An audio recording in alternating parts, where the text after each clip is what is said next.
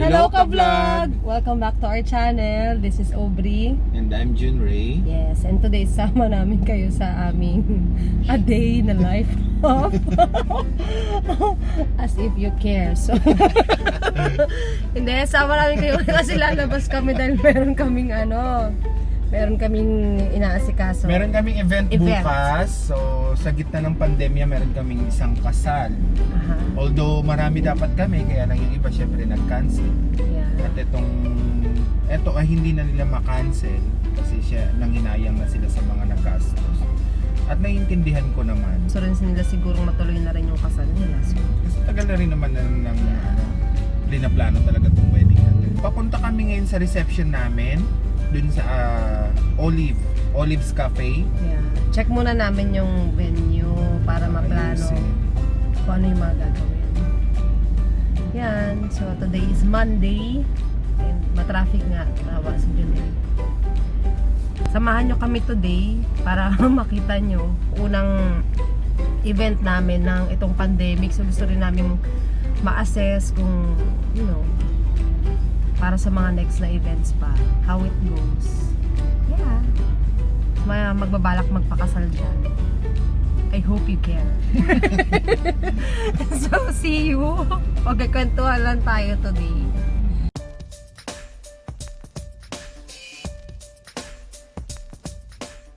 Sino kayong kontago? Meron po kami. Eh, mga ganyan lang po.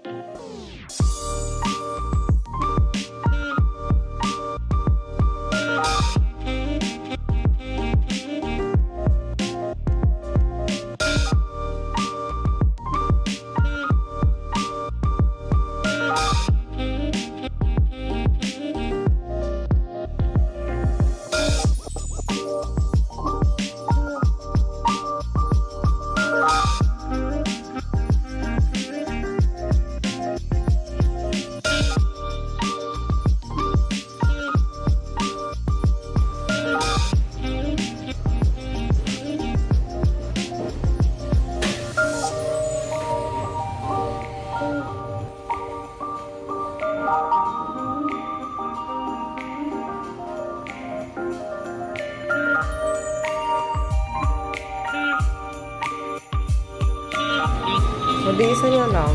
Iba yung ka-partner niya. Hi guys! Welcome on our second day. Ito na po yung continuation ng ating video yesterday. Later on, i-reveal namin sa inyo kung paano na-transform yung lugar. Kung ano yung mga ginawa na. Very simple lang yung kanyang setup. They wanted a rustic-themed reception. Ready na ba kayo kung ano naging itsura? Ito na siya! Yan.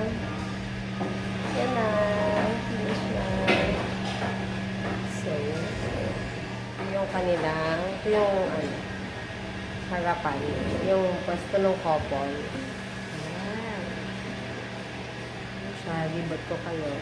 Ganda ng place, diba? Love it. So, ang daming mga details na tumugma dun sa rustic, theme.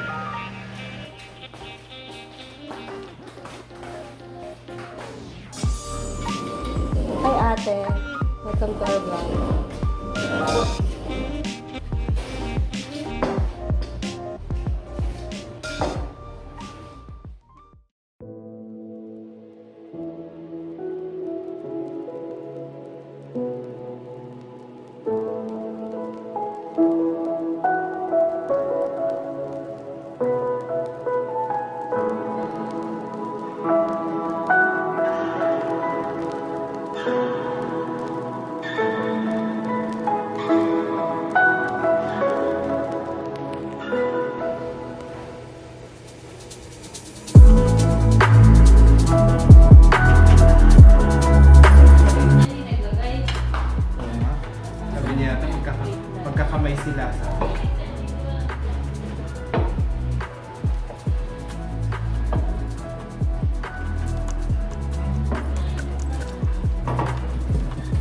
papahinga, kakain na kami. Tapos, uwian na. Bago pa tayo madatna ng isang kapag. Meron pa kaming isang racket. Plantation is the key. So, success. To richness and abundance. Yan! Kwento mo ng ating today. Baga kami natulog kagabi. Kasi, alam na namin na magagawa na dalawa lang kami magagawa dito. So ngayon, ito na, lunchtime na. Ano pa? Oh God. Cheese. And of course, gulay.